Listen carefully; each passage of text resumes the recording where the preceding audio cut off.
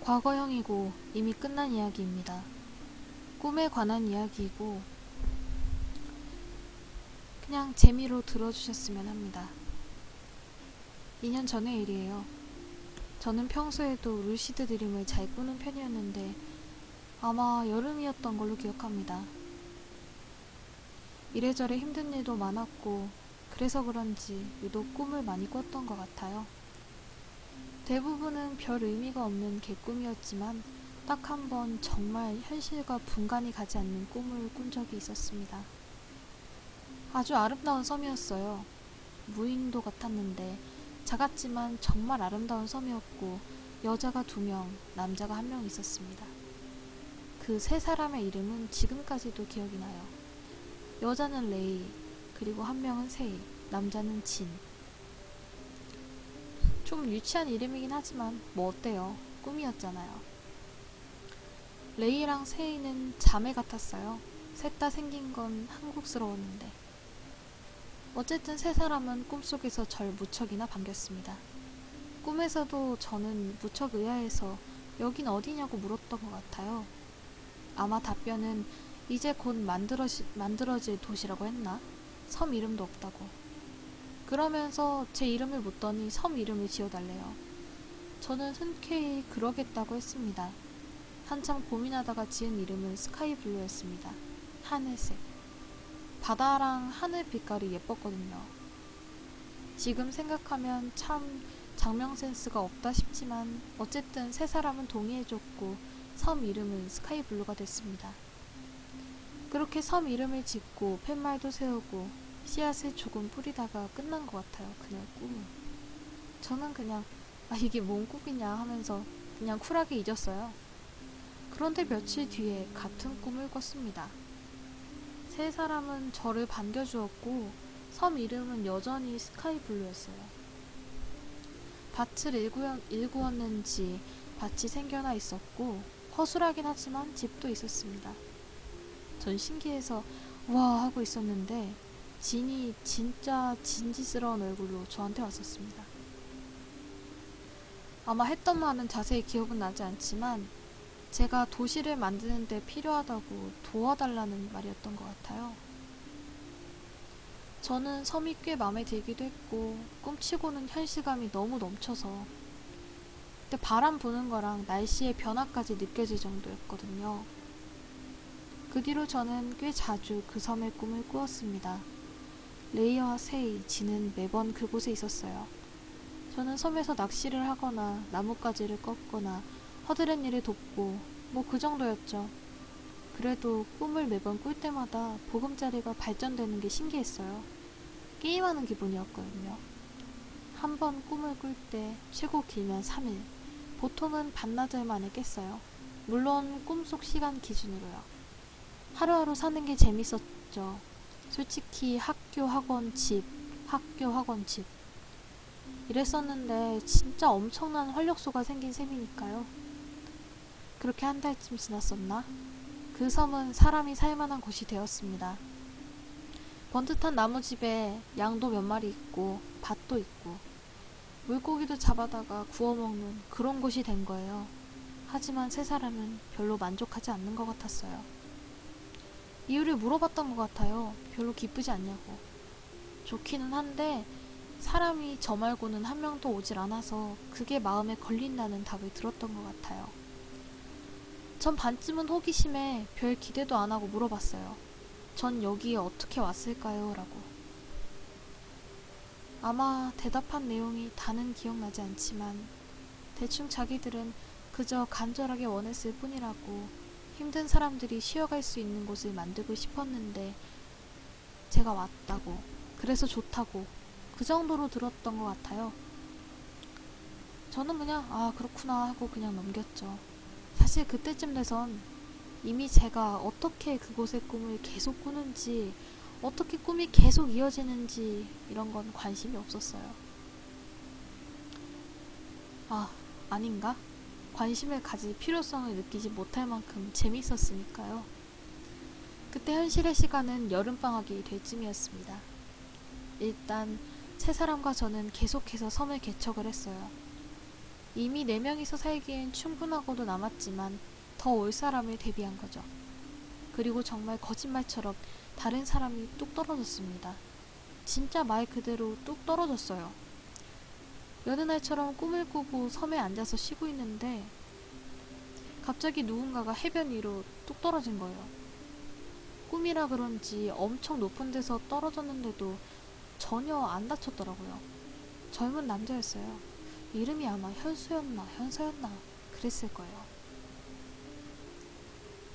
제가 그랬던 것처럼 이 남자도 굉장히 황당하고 혼란스러운 눈치였어요.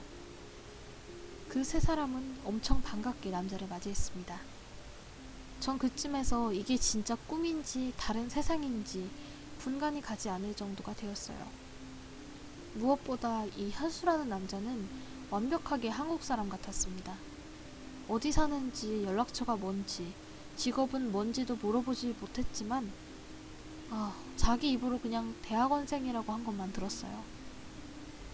세 사람은 무척이나 기뻐했어요. 드디어 사람이 오기 시작했다면서요. 현수라는 남자를 극진히 대접한 세 사람은 저에게 했던 말을 비슷하게 했어요. 이런 곳을 만들고 있으니까 좀 도와주지 않겠냐고. 남자는 자기가 왜 그래야 하냐고 물었던 것 같아요. 세 사람은 당황을 한 것 같았지만 조금만 도와주면 언제든지 이곳에 와서 쉬어도 된다고 했던 것 같습니다. 결국엔 현수도 그러겠다고 했었죠. 그리고 4명이서 여름 내내 섬 전체를 개척한 것 같아요.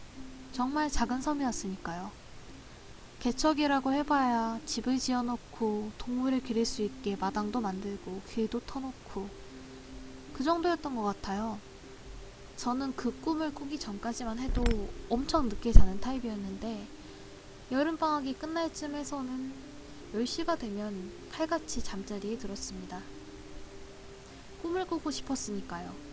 채팅도 온라인 게임도 하지 않게 됐어요. 꿈이 더 재밌고 실감 넘쳤으니까. 물론 그때까지만 해도 일상생활에 큰 지장은 없었습니다. 그냥 일찍 좀 많이 자는 정도? 오히려 수면 부족이 해소돼서 낮엔 더 쌩쌩해졌습니다. 꿈에서 활발하게 활동한 걸 생각하면 좀 이상한 일이긴 하지만요.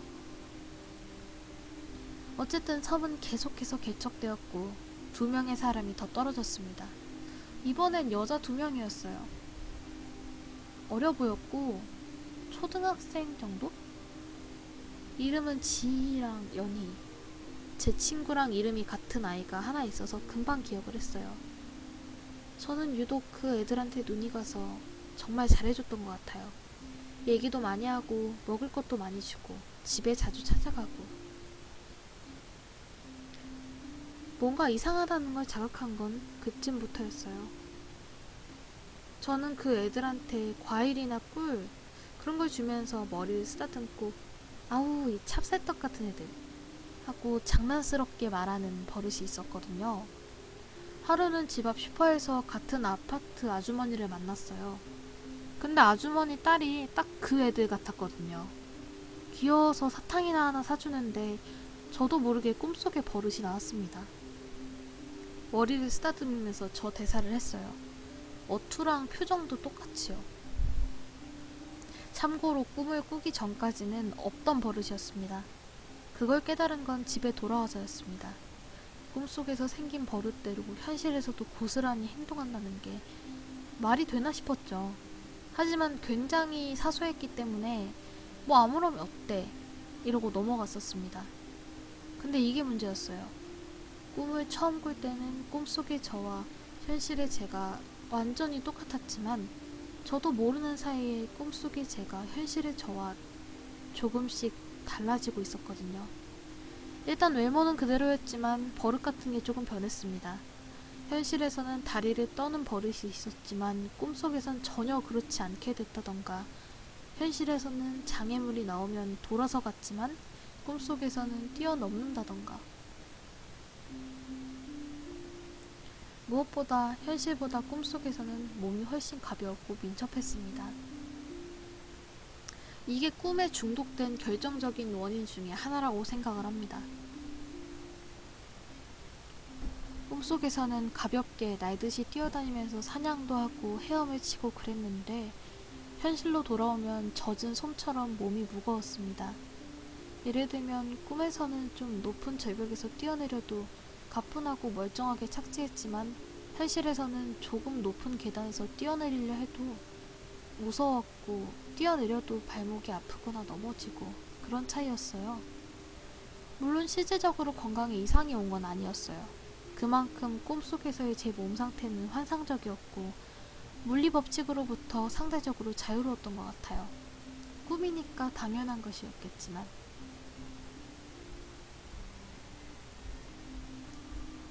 스카이블루 섬은 날로 활기차지고 있었습니다.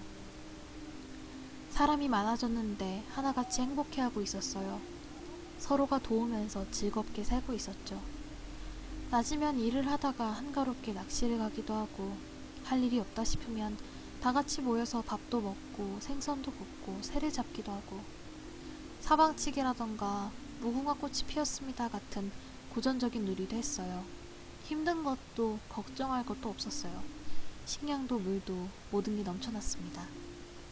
싸울 일이 없었고 공부에 지친 저에게 그곳은 마약 같은 낙원이었어요. 그쯤에서 저는 학교에 지각하는 횟수가 늘어나기 시작했습니다. 꿈을 꾸고 싶어서 일찍 자고 늦게 일어났어요. 심한 날은 몸이 아프다면서 정규 수업만 끝마치고 바로 집에 와서 저녁도 안 먹고 바로 잠들어서 다음날 낮에서야 일어난 적도 있어요. 물론 주말에. 시간으로 치면 12시간이 훨씬 넘는 시간을 잠만 잔 거였어요. 물론 섬의 꿈을 매일 꾸진 못했어요. 자주 꾸면 이틀에 한 번, 보통 일주일에 두세 번. 꿈을 꾸지 못한 날은 하루 종일 우울했습니다.